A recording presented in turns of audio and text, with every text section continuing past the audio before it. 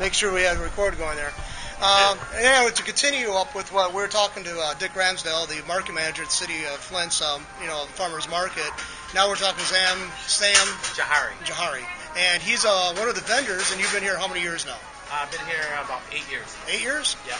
And now there's a lot of people who say that they're opposed to the move, and you're one of the vendors that's been very outspoken about being for the move. So exactly.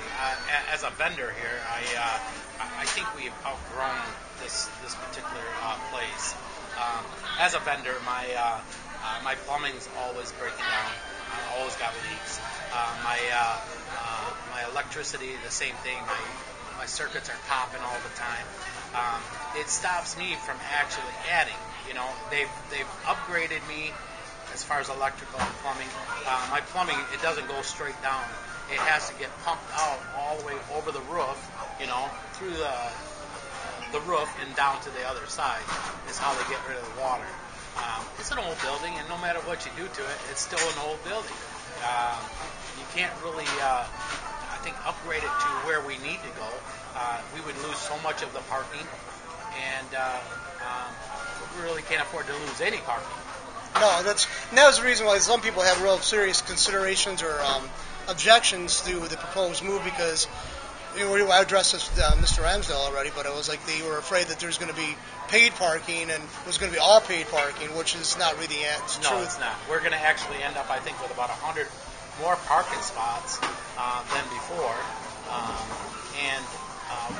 and actually, if that's not enough, then there's actually some parking that you can pay, and I think they're talking about maybe a shuttle or something like that.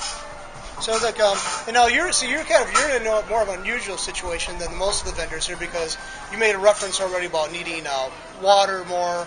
Most vendors here might use water occasionally, but you do food preparation here, so that's a prime consideration for you to keep everything sanitary. You have to have more water available. Well, even as far as farmers and stuff like that, a lot of them, they fall under a grandfather clause, but most of them, they have to have some kind of water, and it's just kind of half-assed, So just make do with what you got, but to be honest with you, this is going to give us a chance and to give the public a better product. I'm going to have a hood. I will be a full restaurant, and I'm going to have a lot more space to actually, because they always, my customers, they always want more stuff that I don't have the space to actually put more stuff on my shelves. And having a hood, I'll be able to cook everything fresh, as they come in, instead of just warming stuff up for them through the microwave. Right. Well, I can see your need for it, and let's face it, I have opposition for move because I'm sentimentally attached to the place. Plus, as we addressed already with Mr. Ramsdale's piece, that I didn't want to see this place just abandoned. He says there's other people already interested in the property, which is encouraging. I mean, it kind of allays the fears that some people have, including myself, because Flint does tear down its past. We dismantled so much that it was ridiculous. We seem like we want to jettison our past, and now we're clinging to something maybe overly so. But I'm still really concerned about the path, the future for this building. Because that I really don't know too much on, John. I think what has been addressed for us, whether it was parking or the rental and all this other stuff that we came up with, they pretty much addressed it for us, and they've let us more be at ease about the move, And to be honest with you, as a vendor, this is like an opportunity for us. They're helping us with the move. They're actually helping us with newer equipment. They're helping us with 6 months free rent. So I mean, they're really going all out. We were thinking that the rent's going to go up. They're willing to put it in writing for 2 years. Nothing's going to change.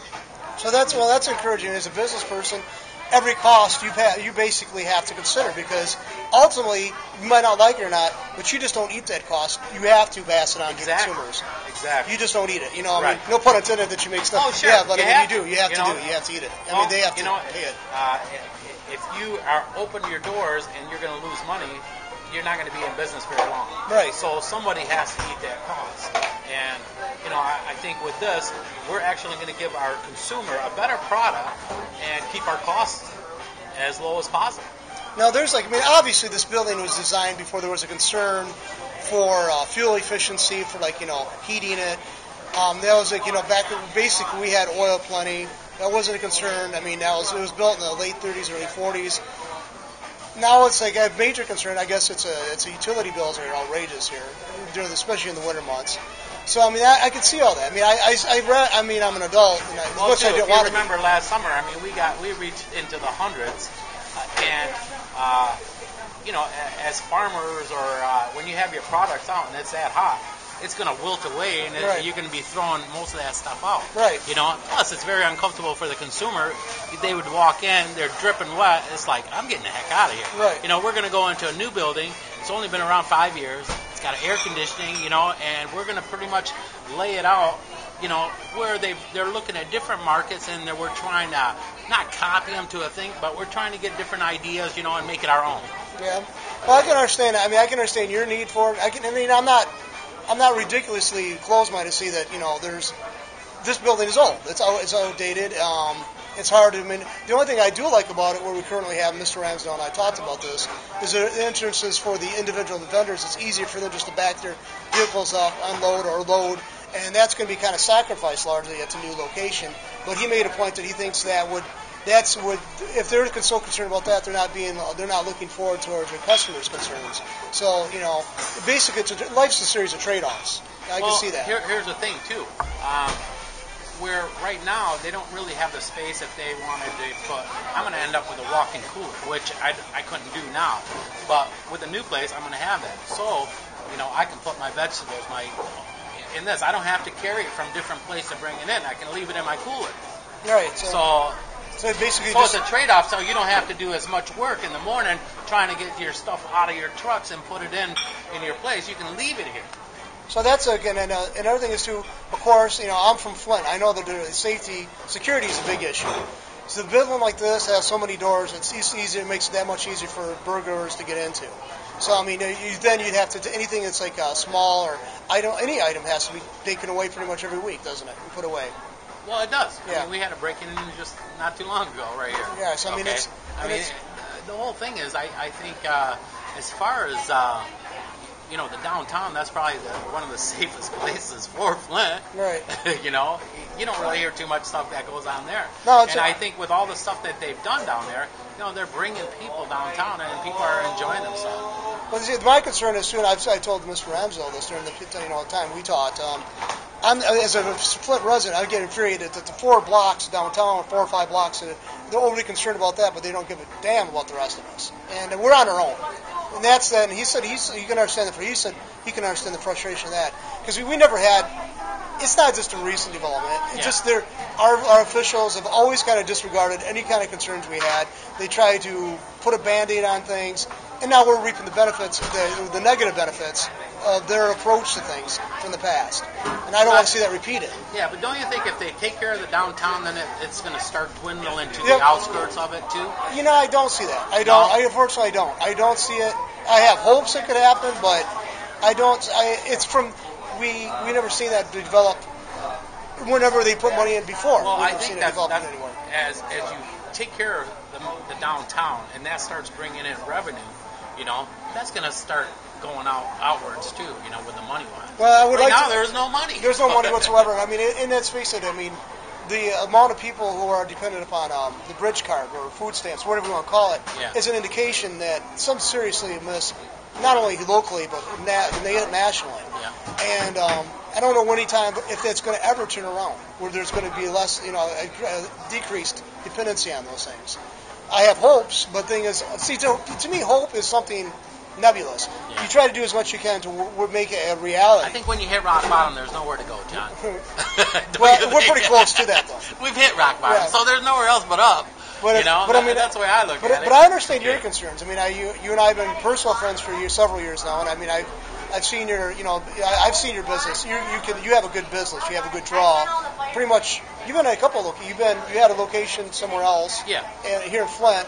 Yep. But the neighborhood got bad. On the east side. Right. And the neighborhood got bad. Oh yeah. And Delphi's closed up, and everything all around us closed up. And we ended up coming to the farmers market. Yeah. But to be honest with you, I mean, we would sit all day long, $50, $75, to grow our business. Right. And it took us a long time to get there. So it's like, and you've not going to understand the challenge. See, a lot of times, especially now, since the economy hit the skids, there is a tendency everywhere to seize upon a person who wants to be a business person and vilify him. Well, coming from a family who had businesses, I can't go that road because I know they sacrifice people who work for, say, a business, any sort of business. I don't care if it's a large-scale business or small family business that employs people outside of the family. Their basic involvement of the workers, they come and they go. They do their time and spend their time doing it when they're behind the counter or whatever. They have a tendency to dismiss the fact that the business owner is on 24 hours a day. Exactly. He's held accountable. He or she's held accountable. If you're not dead, you're going to be at your work. Right. So, I mean, let's face it. I mean, it's like you have a restaurant. I mean, restaurant, even if you're not cooking a lot, you don't have, like, the traffic volume, say, of a fast food place, you still have to worry more about spoilage and food going bad, and that's a loss to you. Exactly. Prepping right. and cleaning. There's always something going on with it. So I can understand your concern. I mean, it's like several weeks ago I came over. I admit to I was very angry about the move, and I voiced, and you showed me the concerns you had, the reasons why you wanted to see a change. Right. And they're very valid. I mean, not just because you want to make more money, but health. That you have the health code considerations to consider. Exactly. So I can understand that. It is every time I see change in the city though. My personal opinion is they don't listen to enough people. They don't try to address the concerns. They're so caught up in doing the change that then when there's something and the bubble burst and then they're nowhere. And that's what I've seen so much set up in the past. Well, to be honest with you, I got to hand it to Uptown Reinvestment. I mean, they listened to our concerns and they really went all out and took care of our concerns. And not only our concerns, but they had they were asking the public what their concerns was, and they addressed it. So that's all you can do, really, as because you're never going to make everybody happy. I understand that. You can't. You never can make anybody happy. I mean, somebody's going to. I mean, let's face it. When this town was booming economically, we had people complaining about other things.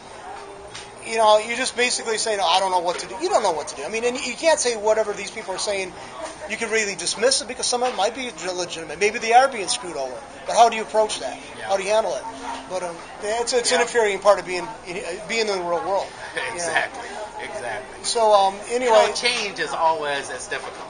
I mean, to be honest with you, when we were addressed with this, I mean, it's scary, Yeah. But then, as you start looking at it as a whole, this is going to be a good thing. Well, I would hope so. I mean, I love the market so much because like I said, my family's been coming here since growing up here. I came up here. We didn't go all the time because a lot of times we were up north taking care of my dad's family, his parents. But whenever we were in town and we needed like plots of flowers or plants, we'd probably come here first. Fruit, like we're doing canning and stuff like that, we'd come here first. Yeah. So I mean, and then if they didn't have it, we'd go to the right out to the direct markets. So people set up in the front yards of the houses in the country. So I mean, I think in the long run, as I had a lot of customers that were heartbroken or mad about the situation, but as you talk to them, I mean, do you come to see the building or you come to shop here? You come to see the vendors, who's you're coming to shop here. So, the building is nice, and I think we're going to have kind of that family atmosphere, when we get there. Yeah. I think it's going to be the same thing, but really, it's not the place. It's the vendors that make it happen. Well, because you could have a great building, you could have some great facilities, but if you don't have somebody who actually remembers their customers, knows them on a personal level, a lot of that other stuff is diminished, exactly. greatly. John, I tell you what, I've been in business since 2001, and when I open up my doors, I tell people, look, I'm not looking for customers. This is my extended family. I see my customers more than I see my own family. Right. you know, and that's what it is. You got to have that kind of relationship that you will look forward to coming to work because who's coming to see you, you know. Well, I know your parents had that place. They were the ones in the market over at the. Yeah, it was me and my dad that owned quite it. a bit, and Yep. and they just seemed to love being there.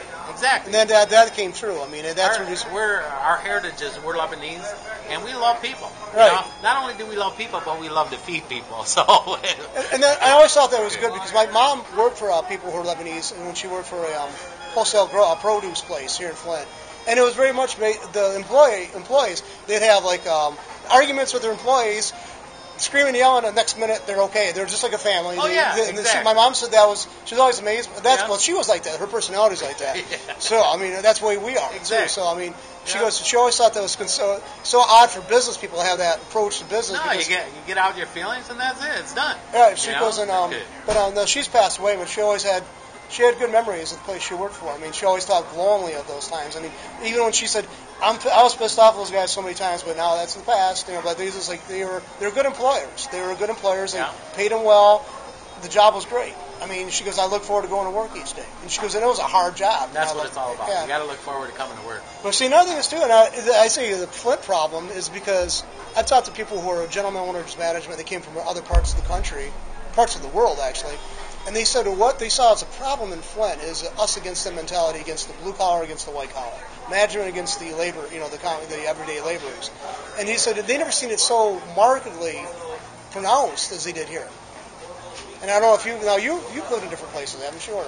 To be honest with you, I mean, I've lived in different places, but nothing to.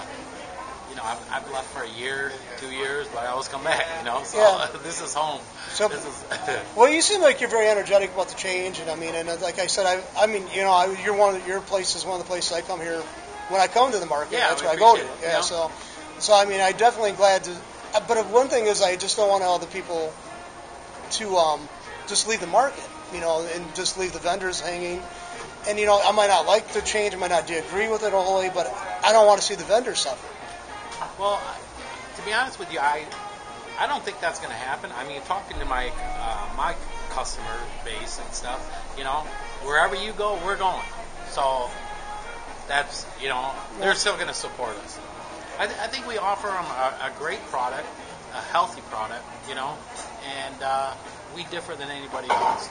Yeah, it's like the food you guys, the Middle Eastern food in particular, is very healthy. I mean, olive oil. Very little meats, very little frying of foods. Exactly. If it's fried, lots of garlic. Yeah, lots of lemon garlic. Juice. Yeah, I mean, and the seasoning is just stuff I would never, sumac.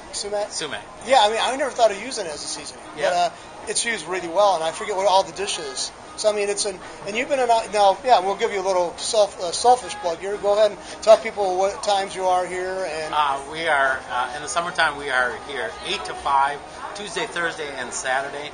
And in the wintertime, it's 9 to 5, Tuesday and Thursday, 8 to 5 on Saturday. So and it's like, and you got can they still reach you that number on that shirt? It's Beirut Restaurant. It's 810-287-4644. And they can, you have shish kebab, you have hummus, tabbouleh, I have everything. Yeah. And if we don't have it, we'll make it. Yeah, I know you will. We make daily specials or weekly specials. As far as like stuffed squash, stuffed cabbage that's rolls. one of my favorites. Yeah. I tried that at your parents' place, the place that they had up on Davis Road, the first time I ever had it. Right. And I was like, wow. Exactly. And another thing is I always thought was basically I told people about the market, about your restaurant is like it's basically you're going to a Lebanese family's house. Exactly. Basically, that's what the feel is. Exactly. It's not going to be like really high presentation quality or boom or whatever, but the food is simple, it's good. You're in a very friendly atmosphere. Yes. You know what, John, I opened up in Linden, and we were open there 4 years, and my parents actually were at the market, and now they haven't been the best of health, so I took over the market, and we closed actually in Linden to the public. We still prep out of there, but I find it with every customer, I would make it a point to come out and talk to them, ask them how their food was, ask them how their family is. We got on a personal level, And the whole thing is, I find that if we were really busy where I couldn't come out and speak to them, they would come to the back, hey, just wanted to tell you that the food was good and hello, and see you later, And that's a big thing. I mean, it's like, And it's like, I think it's a kind of a, people overlook that, and a lot of times you go to a business class, they overlook that kind of a model. And I think it's like, and I think they do it to discredit themselves. I mean, basically, because I think that kind of approach, having a friend from a family who is restaurant owners, and it's hospitality is not something that's not a facade. Well, for a long time we went away from customer service, Right. And we started coming back to the service, but. Like I told you, when I open up my doors, I tell customers, we're not looking for customers, we're looking for extended family. And to be honest with you, I had a loss in the family, a couple of years ago, and I've seen my customers, I've seen my family, they were there. Right. So yeah, and that was like, you've had some pretty hard years the past couple of years. Yes, we have. So, I mean, it's like, I don't want to go into that because it's too emotional for me to even think about what you've been through, but anyway, I'm glad you allowed yourself to to sit down and talk to me here. Thanks thanks for having me, John. I really appreciate it. And I also, I'll extend this to you here. If you know vendors who feel the same way or feel opposite of you, have them give me a call, and we'll come down and talk about it and get it up there. Okay? Sounds good. Thanks a lot. Hey, thank you, John. Bye.